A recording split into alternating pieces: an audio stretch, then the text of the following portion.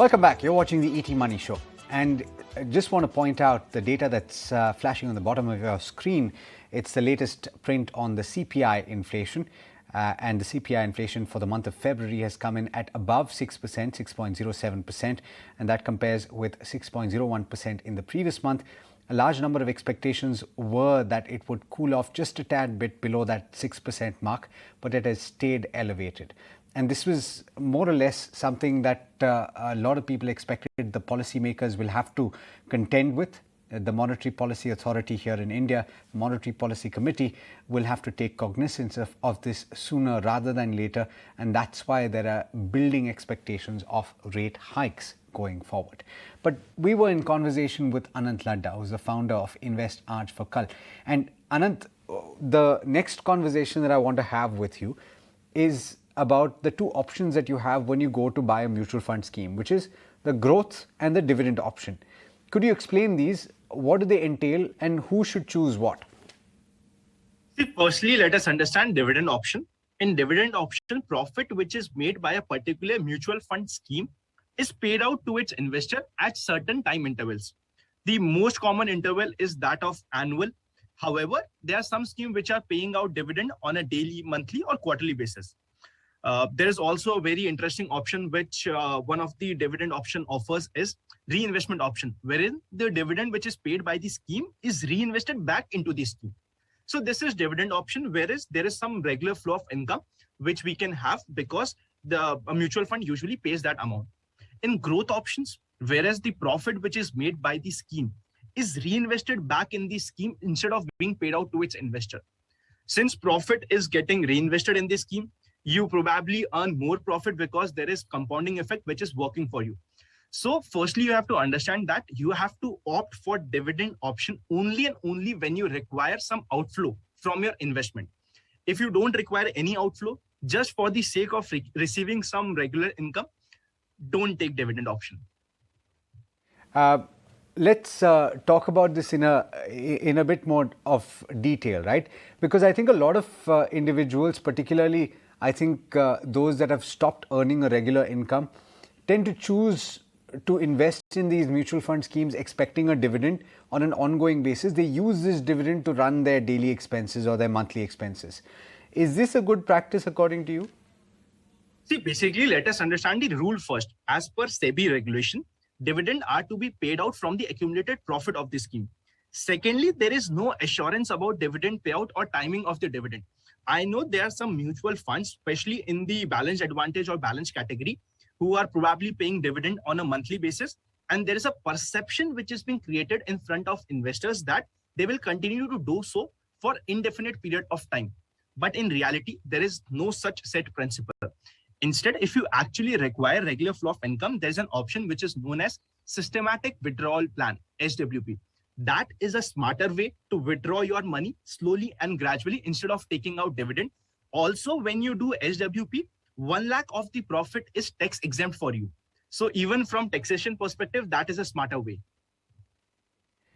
What about those individuals that choose to invest in stocks?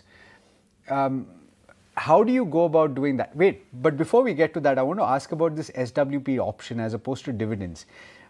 Is this because of the tax aspect? Because there is a significant amount of tax now that individuals have to pay for dividends, and SWP then would be more tax efficient.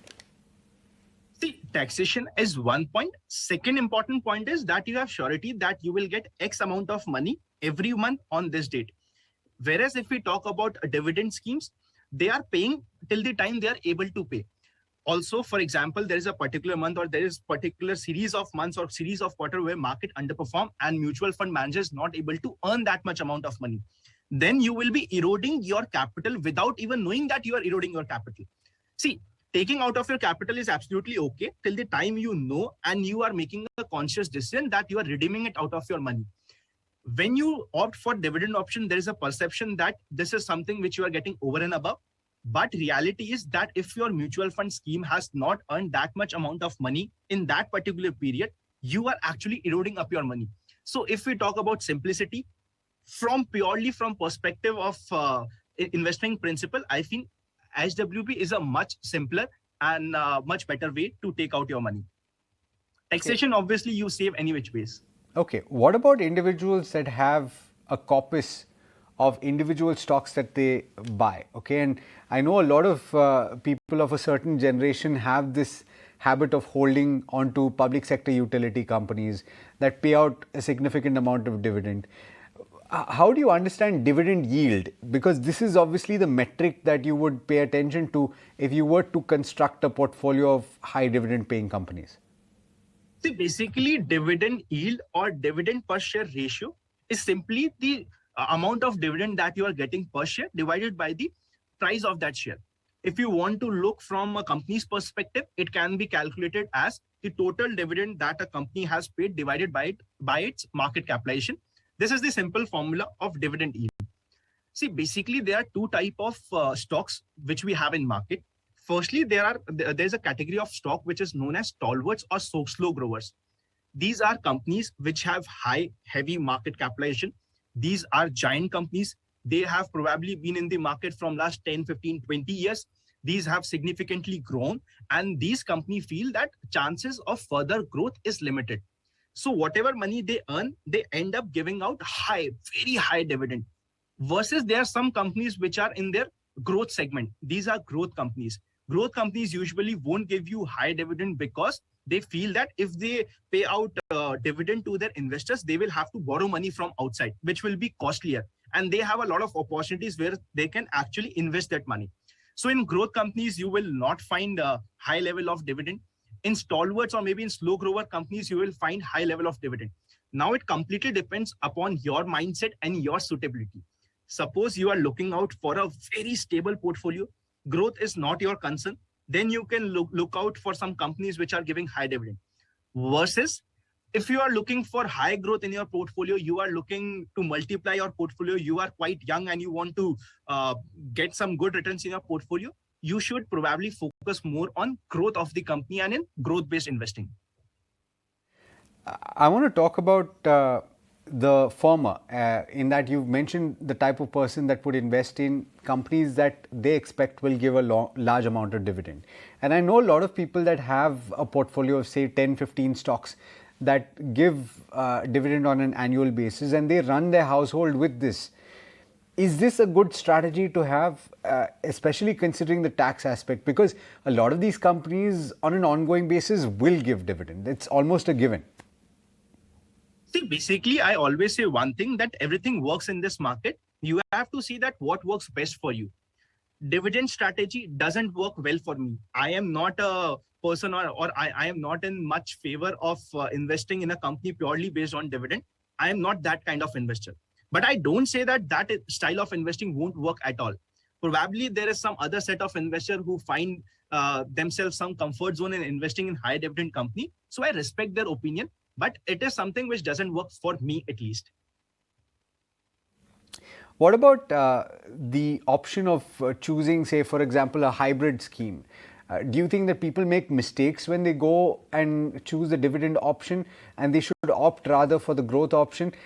By and large, do you think that for mutual funds, and going back to the mutual fund conversation, both from the perspective of tax, both from the perspective of regular income, the lack of an assurance that there will be a dividend, all of those things put together, it's a better idea to go for the growth strategy? Absolutely, yes. I am completely in favor of choosing a growth-based mutual fund, especially if you don't need regular flow. And if you need regular flow, you can probably take SWP.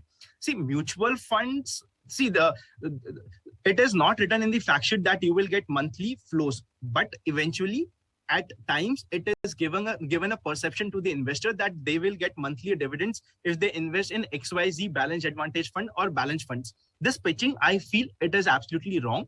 And investors should understand this and then make a proper decision post understanding the complete scenario. Thank you so much, Anant, for taking the time. Always a pleasure speaking with you, and look forward to speaking with you very soon. Thank you so much for having me on the show. Means a lot. Thank you so much. All right. Let's